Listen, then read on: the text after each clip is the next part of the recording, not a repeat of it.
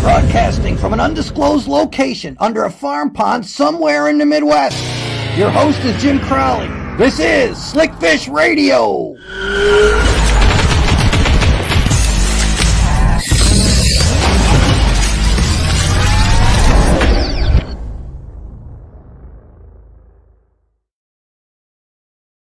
Welcome to another great edition of Slickfish Radio. I am so glad to be back here. And I also want to say we don't shout out enough to our friends over at Amazon Music, iTunes, and Spotify, Roku, and Fire TV because they see the show after it's live. But so glad any of you that will be joining us on those platforms. Looking forward to a fun show tonight. In a little bit, we're going to have guest James Niggemeyer on here. He not only fished the FLW MLF Pro Series this year, but he also fished some of the Opens this year. He just got done with the Red River. I want to talk a little bit about that because that was a challenging tournament. He cashed a check there. Hey, that's always an accomplishment in my book. I also want to thank. We're just gonna have a fun show tonight.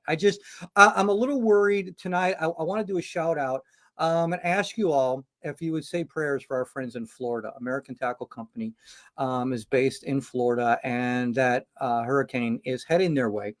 And so I talked with a couple of them earlier today, and of course, they're all battening down the hatches. But if you have a chance, please just say a prayer for all our friends and anybody you know, and just the state of Florida in itself. Absolutely a wonderful place, one of my favorite places to visit because I have so many good friends there. And God bless you all. Today, stay strong. I know God's going to put a circle of protection around all of you and stay just have faith and buckle down and do all the safe things you need to do. So I want to thank all my friends at American Tackle, obviously, for helping out with this show, as well as my show on Wire to Fish TV, Jim Crowley Outdoors. I love all my buddies over there at American Tackle.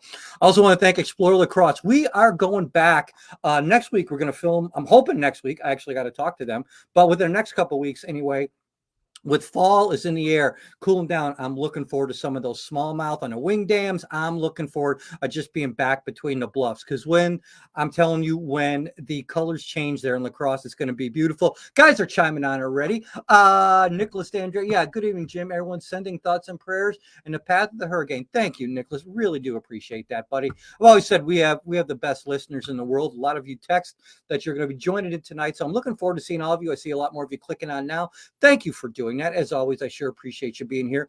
I also want to give a shout out to Shields in Springfield, Illinois. I'm going to head back down there this week. Got a couple supplies I need to pick up, and Shields is packed. They are loaded for hunting season. They are also your place for great fall gear. So anything that you can think of when it comes to the outdoors, Shields in Springfield, Illinois is just a great place. I always say you can't have a better store than you walk in and they say, God bless America, right in the entrance right there. I love Shields for that. We are powered, as always, by Dakota Lithium with their 11-year warranty and half the charging time. I've been so impressed.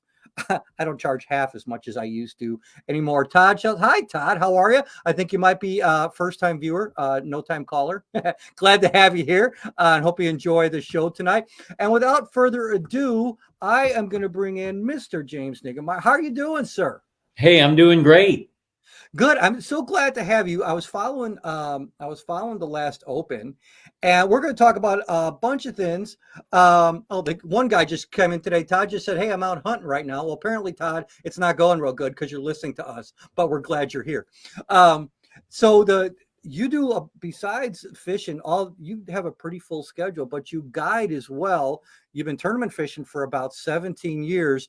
We actually ran shoulder to shoulder into one another at the Bass Pro Shop's 50th anniversary event. I walked into the Strike King booth talking to my buddy Pat Bowden, and you were there working as hard as you always do. I've always known that about you. You're a hard worker. You do a great job for your sponsors. So tell people a little bit more about you. How's your year going?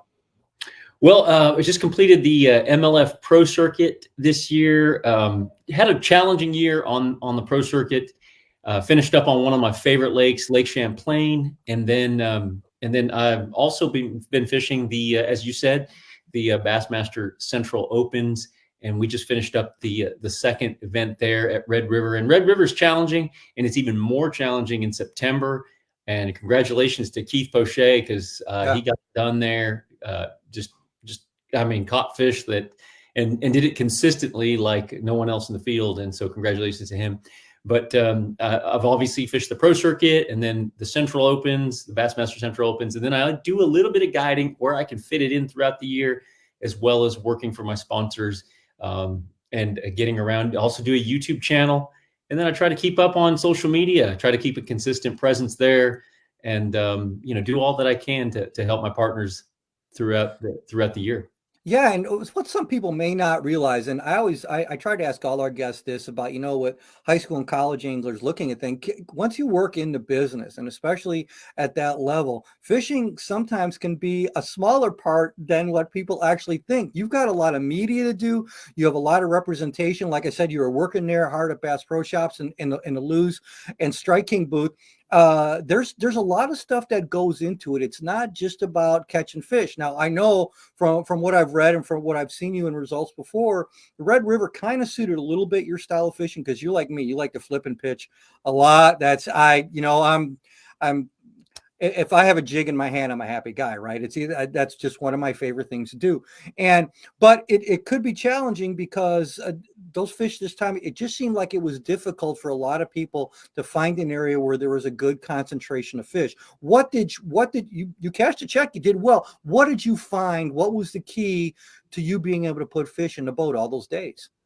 Well, to me, the thing that became most apparent quickly is that there was some fish shallow underneath the matted hyacinth. There was a lot of hyacinth, probably more hyacinth floating vegetation on top of the water throughout. I didn't go into pool 3. I didn't check that, but I did check pool 5 and 4, and there was more hyacinth and giant salvinia, and there was reeds, but they were in that shallow cover, and there was bait fish in some areas, bluegill and threadfin shad. And if you could get around some of those areas where there was presence of life, whether in bluegill or in threadfin shad, and I was actually flipping and pitching a striking rage bug. Yeah, I knew it. It's one of my favorite soft plastics. Sure. That design is just amazing, and just flipping and pitching that through the matted hyacinth.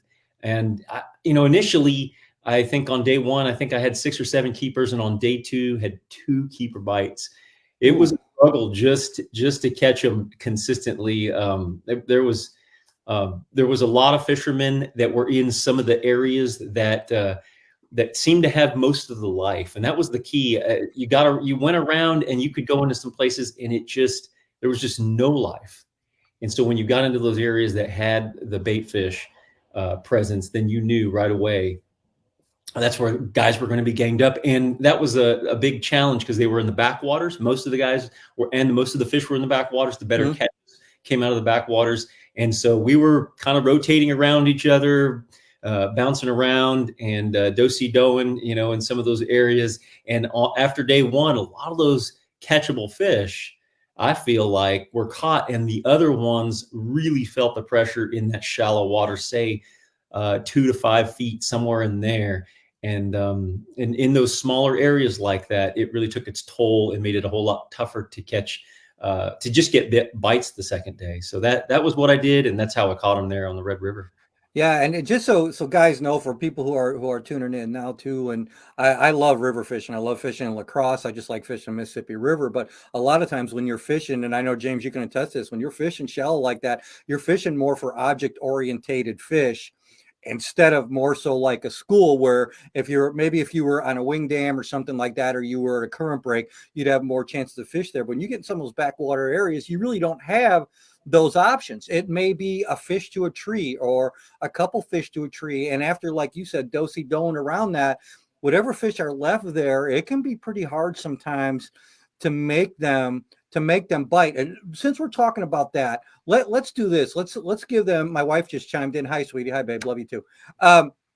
Let's talk about this a little bit. What are some of the techniques that you go to? Say you see 3 boats in front of you, you see a couple boats behind you. Now, this is something as a guide you're going to have to do too, because there's days when it's tough and you're just going to have to figure out a way to put a client on a fish. So say this time of year, what would something you would do to, like, what, I think this is going to generate an extra strike, or I might get that bite that I need?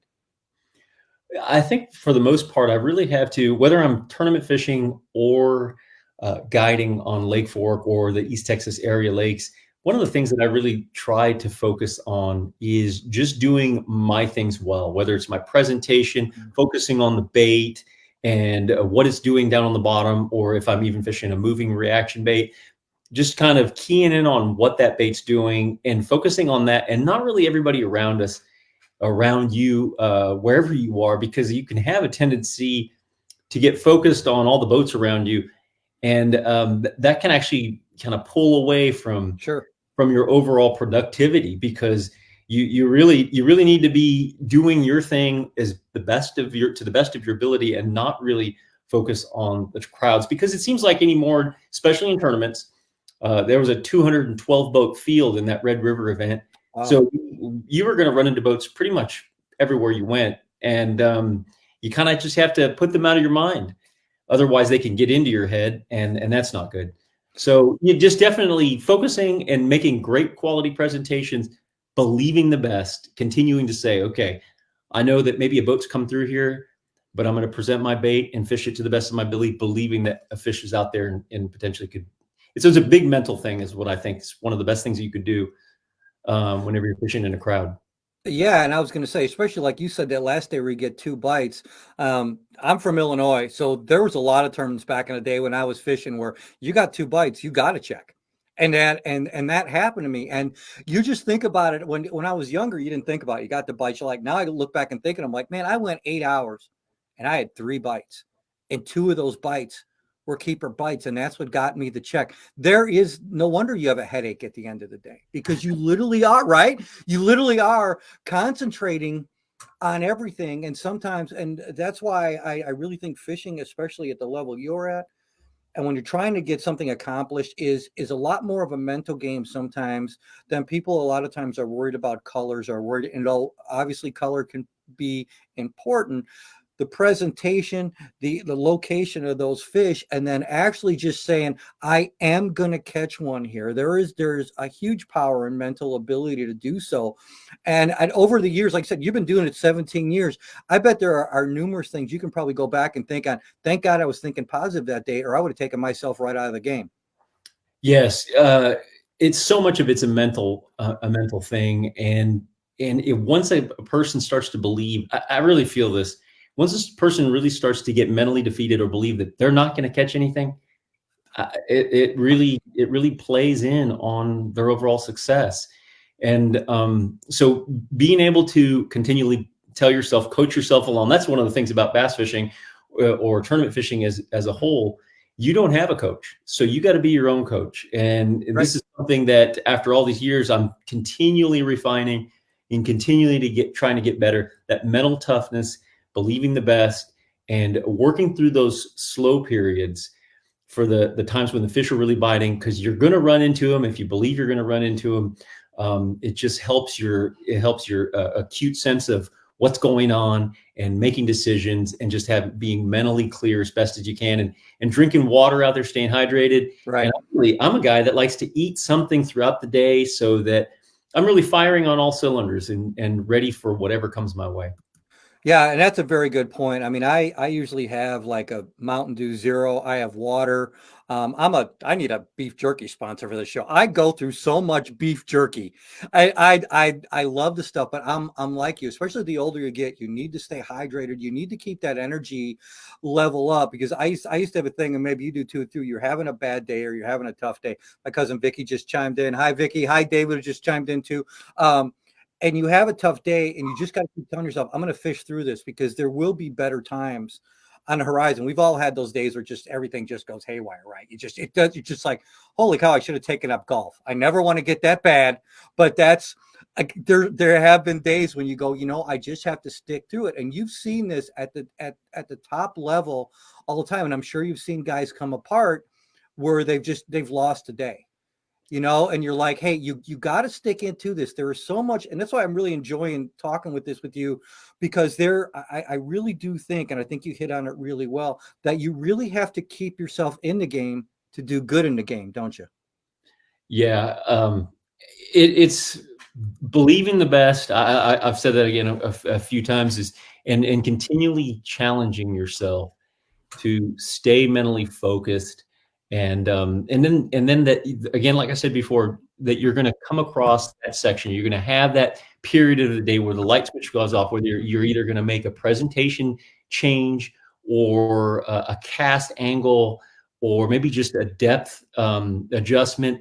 The light switch is going to go off. And it's amazing. That's a beautiful thing about bass fishing, is you could have 6 hours of just grind it up. Mhm. Man, I don't know if there's a fish out here. And then in 20 minutes, you think it's the best day of fishing you've ever had. Yep. It's bam, bam, bam. And then you get a big one, and here you go. And it looks so bright, and you forget about all that slow time. And that's one of the great things about our sport. You're believing that time's coming, and you stay with it. You spend all day looking for that pot of smallmouth, and then when it happens, all heck breaks loose, and you're like, "This was worth the entire day." Oh, yeah. Right? Yeah. Hey, we come back. We're gonna take a 2-minute break here, and we're gonna cut like Chuck Woolery used to say. We're gonna come back in 2 and 2, and I want to talk fall fishing with you, and then we want to get into. I think you've showcased it already here. I think you are an awesome explainer of techniques. I love your YouTube channel. There are some great tips and tactics on there. So I want to get back and have you do some of your explaining on fall fishing and now for those of you chiming in, there's a bunch more of you chiming in. Thank you for coming. Okay, we're going to go back to our little break here for 2 and 2. We come back, we're going to talk to James more about fall fishing, and hold on to the end of the show because I'm going to give away a hat. And we're just going to have some more fun stuff, but don't miss us. I told you this was going to be a fun show. Great information with James Niggemeyer, and we'll be back in 2 and 2. American Tackle is home to the award-winning microwave line control system. Rod blanks to reel seats, ferrules to finish, grips to guides. They're committed to the very best in rod building components. Find out more, americantackle.us. With fishing beyond your expectations, indoor and outdoor activities, a vast variety of places to eat, drink, and stay. Discover your next adventure between the bluffs. ExploreLaCrosse.com.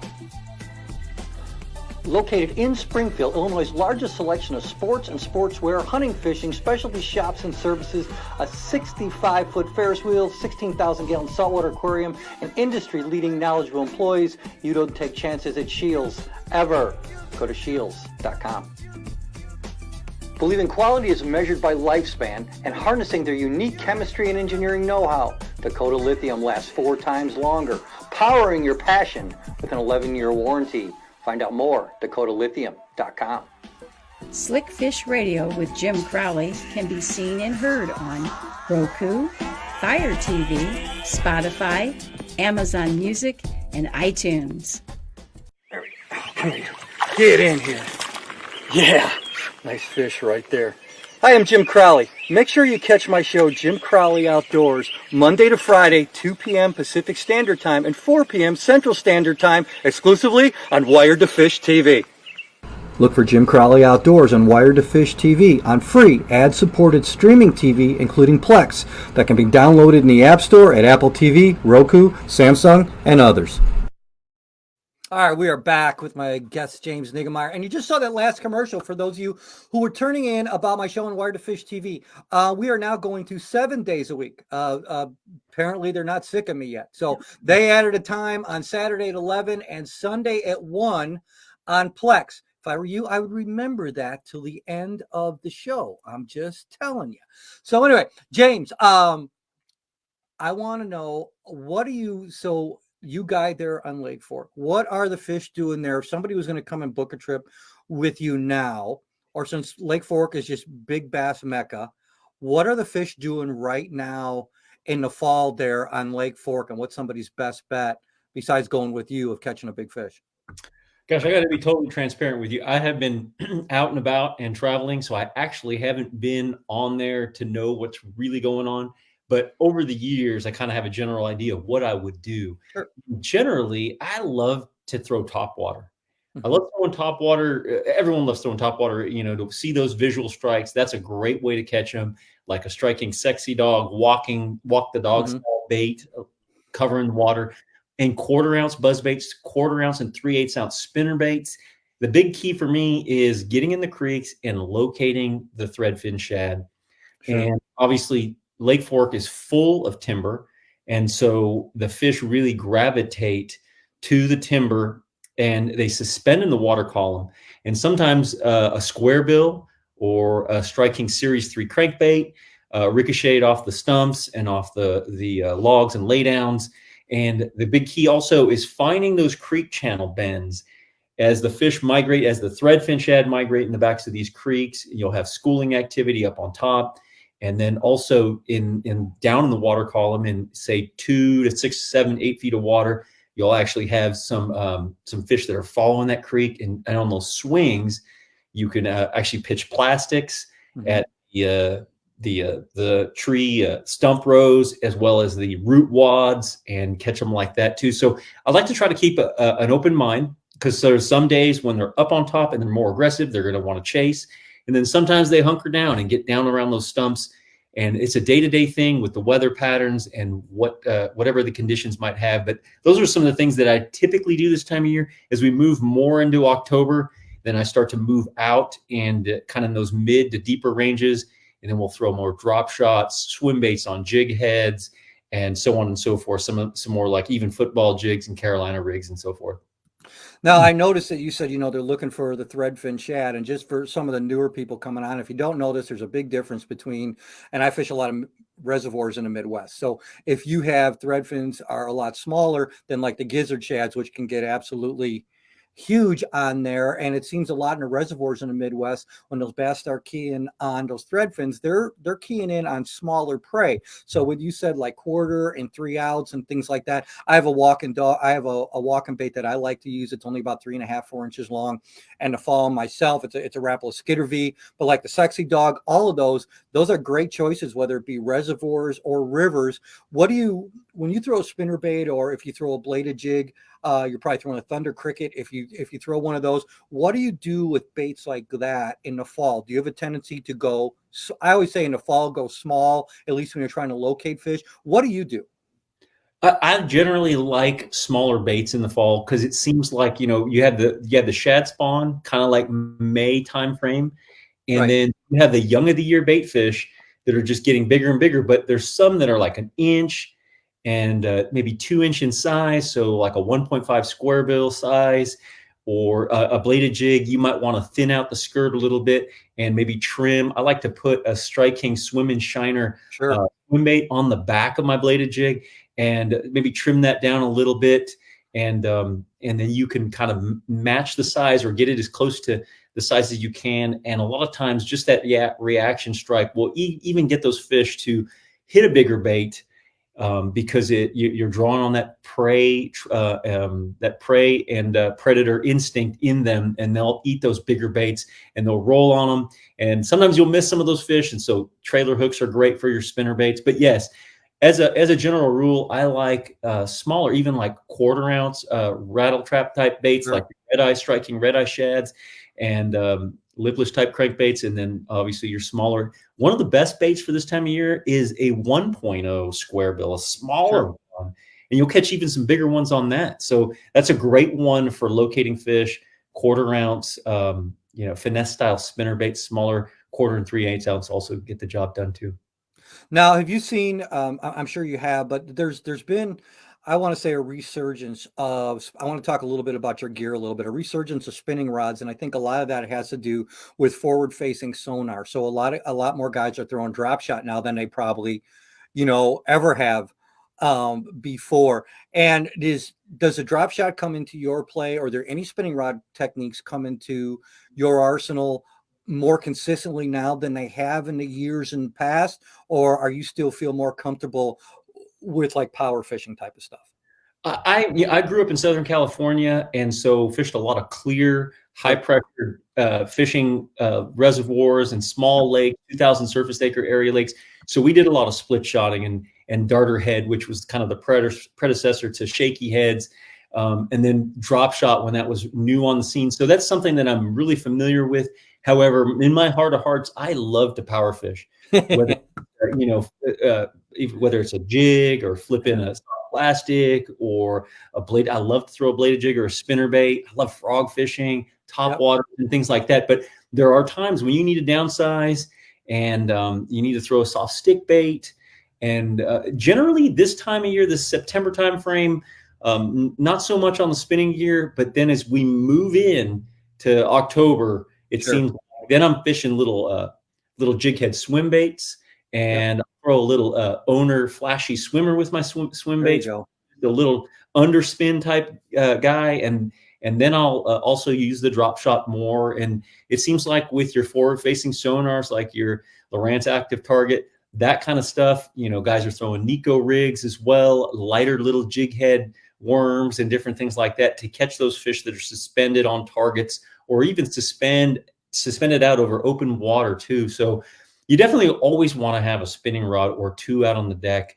As much as that might raise an eyebrow, people knowing the kind of fishing that I like to do, I do love to throw a wacky rig and a drop shot. So Those do I. my two baits that I lean on when it comes to needing finesse.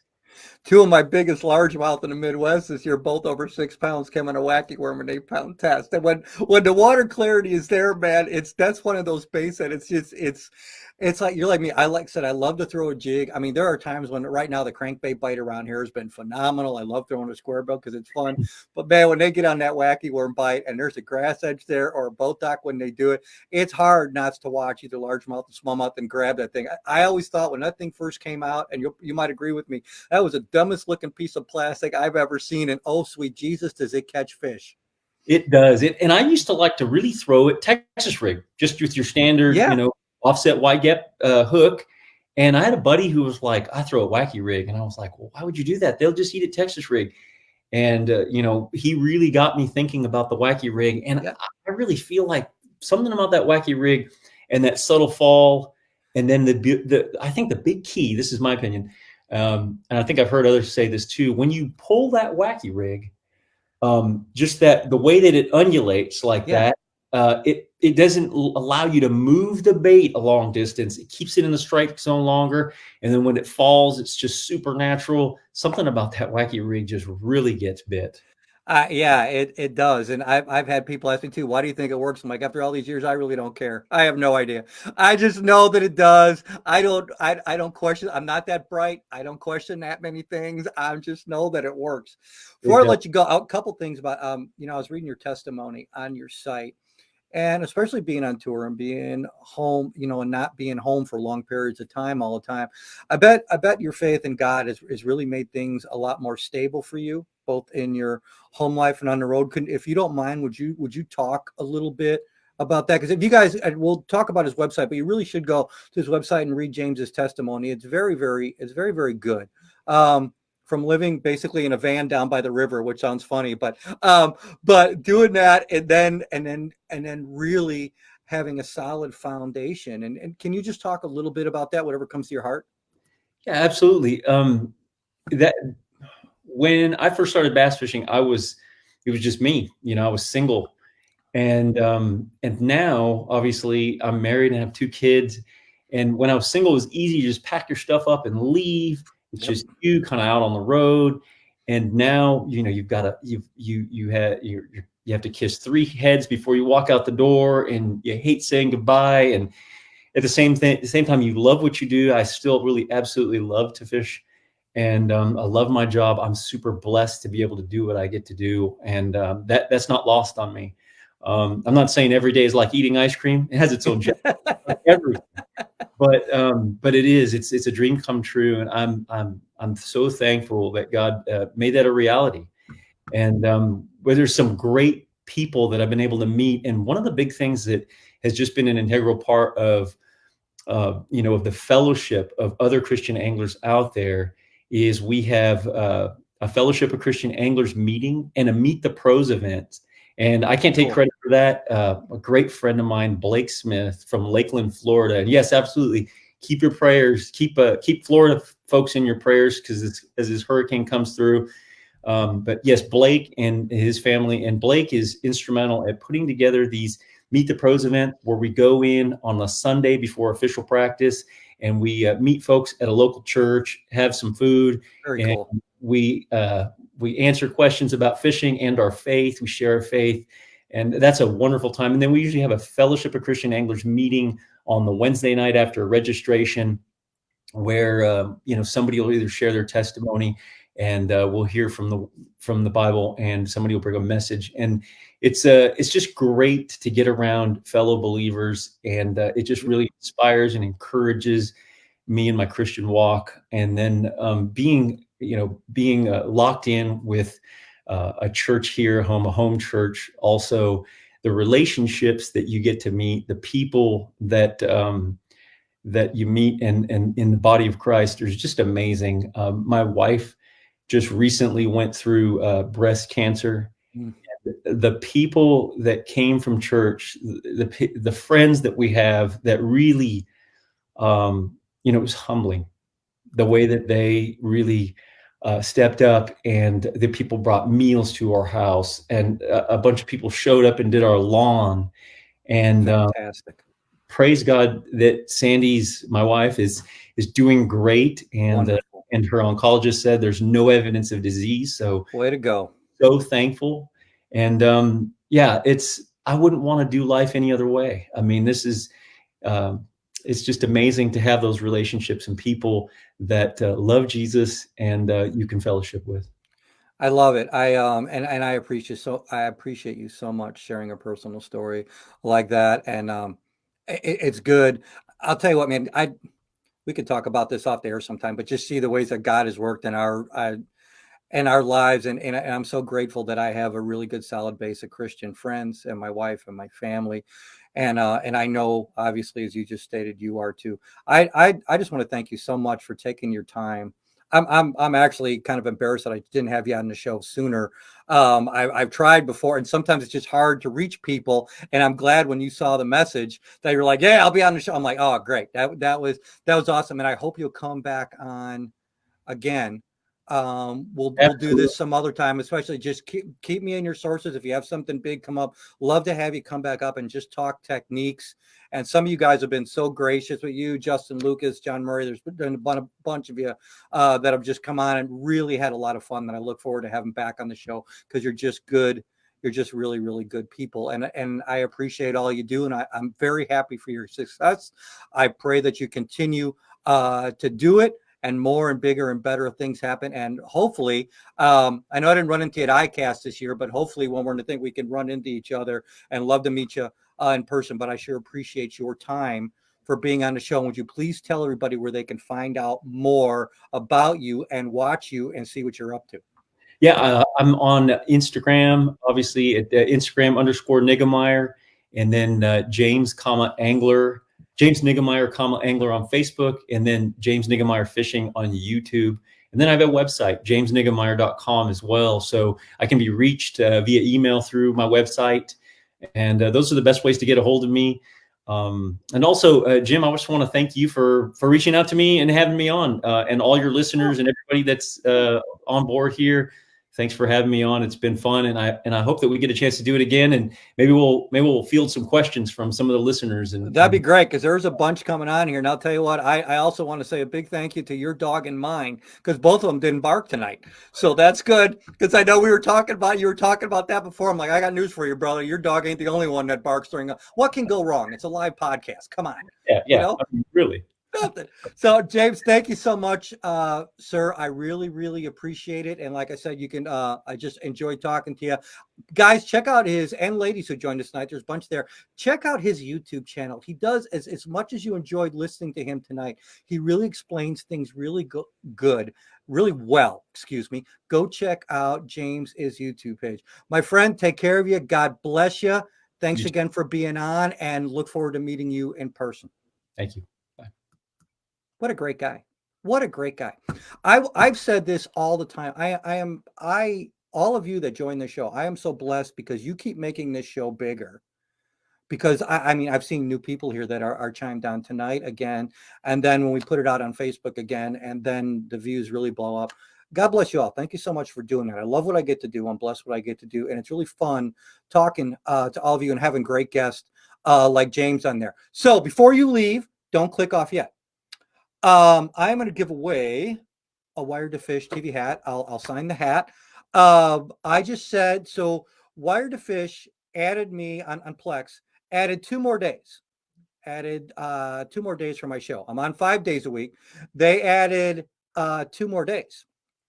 Can anybody tell me, and you don't have to answer now if you don't answer now. All I want to know is what day, what time on Saturday is my show going to be on Wired to Fish TV? And you can find it on Plex. Okay. So, watch it. Mark Dyer says, watch it Saturday noon, Sunday at 1. Mark, I think you're right. Actually, no. Is it? Hold on, wait. Do you plan on coming up for salmon fishing this fall? Nick, I don't right now, but we will be announcing some shows that I will be at. Actually, I will be October 10th. I'm coming up to the Chicagoland area to do a show at a club, and I will announce more next week where that's going to be. And so I will be, I think it's a 10th. Anyway, I will now, you'll see it on the Facebook page, and you will see where I will be. I will be announcing that. I think it's October 10th. Yeah. Anyway, so I'll announce that. And then we have more things doing. I'm doing some high school events in December in Missouri. I'm doing some in January. I've got some in February. I've got, I missed the Saturday time. That was my guess. Anybody else can guess? Mark Dyer was really close. I'm not at noon on Saturdays. I'm on at another time on Saturday. If anybody can guess that, I will give away a Wired to Fish TV hat. So if somebody takes a guess either now or after the show, I will make sure that you get that. Before we leave, though, I do want to give you this. American Tackle, you have, somebody just commented. Mark Dyer said 11. Mark, you win. You get a hat. Mark just came in. Jim Crowley Outdoors is now on at 11 o'clock on Wired to Fish TV on Saturdays. So there you go. Mark, you are going to get a hat, and I'll sign it for you too. And as I usually do, I throw in some other stuff. So I'll contact you, Mark, after the show. Thank you very much. Let's go to this. I want to give you guys this. Let's give you a code. Here it is. Go to AmericanTackleAnglerProducts.com. Put in the code JCO20. You will get 20% off. I mean, there's rods, there's everything there. So there's lures, there's all kinds of stuff. If you want 20% off anything, they've got great backpacks. They got all kinds of stuff. Go to AmericanTackleAnglerProducts.com. Put in the code JCO20 at checkout, and you get 20% off. All right. If you are in the Shields area, you can go to Shields. They have the largest selection of Fish 419 glasses that there is. If not, put in the code ThanksJC at fish419.com and you'll get 15% off. Newsflash, we are coming out. We already have a signature series Jim Crowley shooting glasses. Those are already on the Fish 419 site. You can get 15% off that with hunting season coming around. If you're shooting clays, you can see the Crowley clay crushers that are on there. Also, we are coming out with a signature series fishing glasses that you will see. We are working on that right now. I can tell you that when we decide that when those actually officially are coming out, we will have Craig Kloss from Fish 419 on the show, and we're going to show you what we did. These glasses are going to be really cool and at the price point you all love. Very inexpensive, and these are going to be some great, awesome glasses with some awesome lenses. Well, thank you everybody for being on tonight. As always, I sure appreciate you being here. We will have some info. We're hopefully going to have another good show next week with another great guest. I'm still waiting to find that out, but stay tuned to Jim Crowley Outdoors on Facebook, Jim Crowley Outdoors on Instagram. And if you want to go to the webpage and you can see everything about Jim Crowley Outdoors, just go to jimcrowleyoutdoors.com. As always, I appreciate all of you being here. God bless you all. I would not have a show without you. Stay safe, have fun, go fishing. See you next time.